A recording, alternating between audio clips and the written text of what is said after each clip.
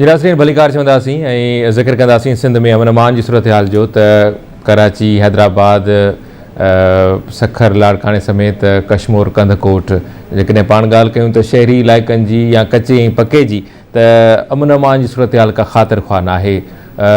जेका street crime आहे उन में तमामु घणी वाध अची वई आहे ऐं कचे में जेको माहौल आहे जेका सूरत हाल आहे उहा त जीअं जो तीअं आहे। धाड़ेल अचनि था पुलिस चौकियुनि ते, पुलिस वारनि खे अगवा करे वञनि था ऐं पंहिंजूं डिमांड्स रखनि था। जेको मवाद में गुज़िरियल ॾींहुं थियो आहे, वीडियो वायरल कई वई, उनखां पोइ उन्हनि पंहिंजूं डिमांड्स रखियूं, उनखां पोइ उहे ज़रियनि खां ख़बर हली आहे त उहे अहलकारनि खे छॾियो वियो ऐं जेके उन्हनि जा मुतालबा हुया, जेके उन्हनि जूं औरतूं ऐं ॿार गिरफ़्तार हुया, हिरासत में हुआ, उन्हनि खे बि आज़ादु कयो वियो आहे। त सूरत हाल कुझु ईअं आहे। IG सिंध हैदराबाद में इजलास कयो सखर ऐं लाड़काना डिवीज़न जे हवाले सां। अॼु लाड़काने में इजलास थियो आहे। इन खां पहिरियां कश्मीर कंदकोट में इजलास थियो। स्ट्रेटजी बणाई वञे पई, ऑपरेशन हले पियो, ऑपरेशन जे हवाले सां मैकेनिज़म जोड़ण जी ॻाल्हि कई वञे पई। अॼोको जेको इजलास आहे उन में सखर ऐं लाड़काना डिवीज़न जो ज़िक्र कयो वियो आहे, सूरत हाल जो जाइज़ो वरितो वियो आहे, ऑपरेशन खे बि शिकिल ॾिनी वई आहे। हाणे इन इजलास में छा वियो वापरियो ऐं जेका स्ट्रेटजी सिंध पुलिस खणी अॻिते वधे पई उन में उन्हनि खे केतिरी कामयाबी मिली आहे, मीडिया टॉक बि कई आहे IG सिंध। ग़ुलाम नबी मेमन साहब असां हिन वक़्तु राब्तो कयो आहे, हिन वक़्तु जॉइन कयो आहे लाड़काने मां आवाज़ न्यूज़ जे ज़िलई रिपोर्टर रशीद समो असांखे जॉइन कयो आहे। रशीद, प्रोग्राम में भलीकार चवां थो। महिरबानी अली रज़ा। रशीद, अॼु IG सिंध जी सदारत में इजलास थियो आहे। इजलास में छा वियो वापरियो, इजलास में कहिड़ा फ़ैसिला कया विया आहिनि?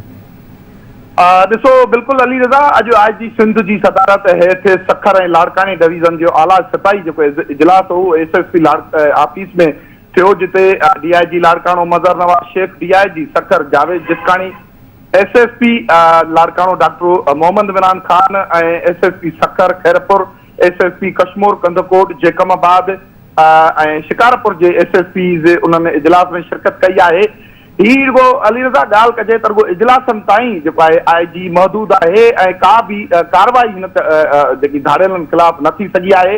हिन कुझु ॾींहंनि खां पंजाब में बि धाड़ेलनि ख़िलाफ़ ऑपरेशन हले पियो ऐं इहो सवाल बि IG खां कयो वियो त जॾहिं कुझु ॾींहंनि खां जेको ऑपरेशन पियो हले पंजाब में, उन्हनि पंजाब पुलिस त 3 धाड़ेलनि खे मारण जी बि दावा कई आहे ऐं 30 खां वधीक धाड़ेलनि खे ज़ख़्मी हालत में गिरफ़्तार करण जी दावा कई आहे ऐं हज़ारें जेको आहे एकड़ जेकी ज़मीन आहे उनखे आबाद करण जी पिणु उतां जी दावा कई आहे।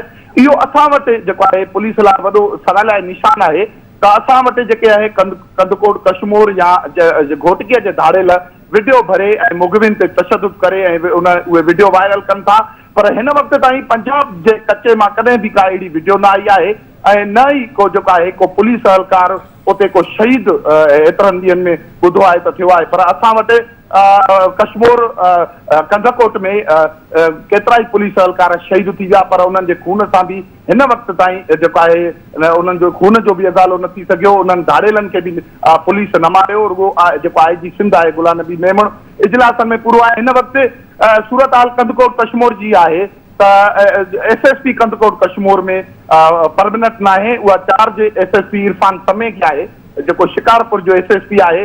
शबीर सेठार उते SSP मुक़रर कयो वियो, पर उहो बि उन चार्ज वठी वरी IG खे मोकल लाइ चयो ऐं मोकल ते रवानो थी वियो। हिन वक़्तु उहो तमामु वॾो ज़िलो आहे जिते जेको आहे जेके वॾे तादाद में उन जे कचे में कंदकोट कश्मीर जे कचे में धाड़ेल रहनि पिया, पर उते जेको आहे हिन वक़्त ताईं परमानेंट कोई SSP मुक़रर न थी सघियो आहे। अच्छा रशीद, धाड़ेलनि ख़िलाफ़ ऑपरेशन जे हवाले सां अॼु मीडिया टॉक कई आहे IG सिंध लाड़काने में, उन जे हवाले सां उनजो छा चवणो त उन कहिड़ो मैकेनिज़म जोड़ियो आहे या ऑपरेशन में हिन वक़्त ताईं कहिड़ी कामयाबी मिली आहे या जेकॾहिं कामयाबी न मिली आहे त उन जा उन कहिड़ा कारण ॿुधाया आहिनि? ॾिसो, बिल्कुलु IG इजलास खां बाद मीडिया टॉक कई आहे जंहिंमें हुन चयो आहे त 2013 खां ही जेको आहे शुरू थियो आहे सिलसिलो जेको अॼु ताईं जेको आहे जेकी सूरत हाल आहे अॼु बहितर आहे।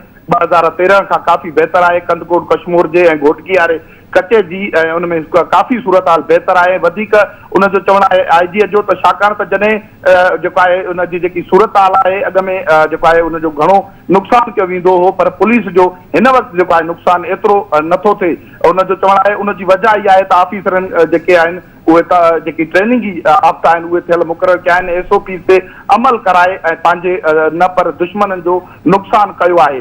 वधीक आहे जीअं चवण आहे त पुलिस कोशिशूं कंदे असां वटि इंटेलिजेंस बेस्ड इतला ईंदा आहिनि जंहिं ते पुलिस कमु कंदी आहे ऐं अहिड़ो इतला अहिड़ी तरह 4 महीननि दौरान शिकारपुर कशमोर घोटकी सखर ज़िलनि में 29 धाड़ेलनि खे 29 धाड़ेल मारिजी चुका आहिनि। वधीक आहे जीअं चवण आहे त पुलिस मुक़ाबलनि में 45 मारिजी वियल जेके पिणु विया आहिनि उन खां अलावा 231 धाड़ेलनि खे पुलिस गिरफ़्तार कयो आहे। ऐं वधीक आहे जीअं चवण आहे त हुकूमत पुलिस खे नेशनल एक्शन प्लान ॾिनो आहे उन ते पुलिस भरपूर अमल दरामद करायो आहे। वधीक आहे जीअं जो इहो बि चवण आहे त ॾोहारी पुलिस जे मोराल खे केराइण लाइ मुख़्तलिफ़ हरबा इस्तेमालु कंदा आहिनि पर मीडिया अहिड़नि शयुनि खे न ॾेखारे ऐं ही पुलिस जो धाड़ेल दहशतगर्दनि ऐं ॾोहारनि विच में मुक़ाबिलो न पर सोसाइटी ॾोहारनि ऐं दहशतगर्दी जो मुक़ाबिलो आहे। ऐं जीअं चवण आहे त जेकॾहिं सोसाइटी हुनखे संजीदा न वठंदी ऐं सिर्फ़ु पुलिस खे जेको आहे बीहारींदी त पोइ पुलिस अवाम जी मदद सां कामयाब थींदी। वधीक आहे जीअं चवण आहे त ठीक है मतलब आईजी सिंध जो चवण आहे त अवाम जी हिमायत खां सवाइ सिंध पुलिस कामयाबी हासिल नथी करे सघे। ठीक है, वॾी महिरबानी रशीद इन हवाले सां तफ़सीली तौर ते आगाह करण जे लाइ। जी नाज़रीन, ज़िक्र कयूं पिया सिंध में अमन अमान जी सूरत हाल, ख़ासि तौर ते कराची शहर में जेको स्ट्रीट क्राइम आहे उहो तमामु घणो वधी वियो आहे। सिंध पुलिस दावाऊं त करे थी पर फुर रोज़ जो मामूल आहे। को बि रस्तो का बि राह महफ़ूज़ न आहे। जॾहिं शहरी घर मां निकिरनि था त उहे पंहिंजे पाण खे गैर महफ़ूज़ सम्झनि था। मोबाइल फ़ोनूं फुर या रोक रक़म जो फुर जो जेको वाक़िया आहिनि उहे रोज़ जो मामूल आहिनि ऐं हिन वक़्त ताईं उनखे बुंजो न अची सघियो आहे। जेकॾहिं कचे जी ॻाल्हि कयूं त कचे में बि सूरत हाल जेका आहे उहा ॾींहों ॾींहुं बिगड़ंदी वञे पई। धाड़ेल उहे चैलेंज कनि पिया, वीडियोज़ वायरल कनि पिया ऐं उहे सिंध पुलिस जी रिट खे चैलेंज कनि था ऐं पंहिंजा मुतालबा उहे मंझराइनि पिया। सिंध पुलिस खे हिन वक़्त ताईं कामयाबी छो न मिली सघी आहे, इहो बि हिकु चैलेंज आहे, हिकु सवाल आहे त हिन वक़्त ताईं का वॾी कामयाबी सिंध पुलिस खे छो न मिली सघी आहे। कंहिं ऑफिसर खे किथां बदिली करे जेकॾहिं कंहिं ॿिए ज़िले में मुक़ररु कयो वञे थो त उन ज़िले में को मुस्तक़िल ऑफिसर मुक़ररु न करण बि ॻणती वारी सूरत हाल आहे। ऐं छा सिंध हिते सवाल पैदा थिए थो त छा सिंध पुलिस में अहल ऐं ईमानदार ऐं ट्रेनिंग याफ़्ता ऑफिसरनि जी का खोट आहे।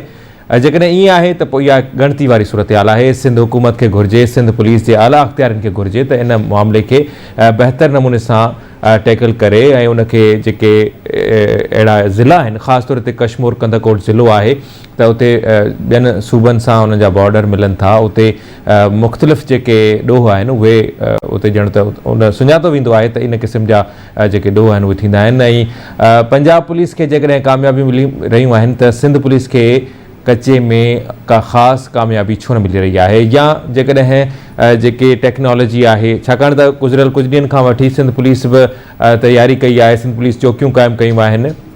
हुननि जी जेका अचवञ आहे उन ते नज़र रखी आहे, उनखे रोकण जी कोशिशि कई आहे, स्ट्रेटजी बणाई आहे। पर हिन वक़्तु इजलास करणु त ज़रूरी आहिनि पर इजलास सां गॾोगॾु उन्हनि ते ऐलाननि ते उन अमल कराइणु ज़रूरी आहे। उहा कार्रवाई बि थियणु घुरिजे, उहा कार्रवाई नज़र बि अचणु घुरिजे।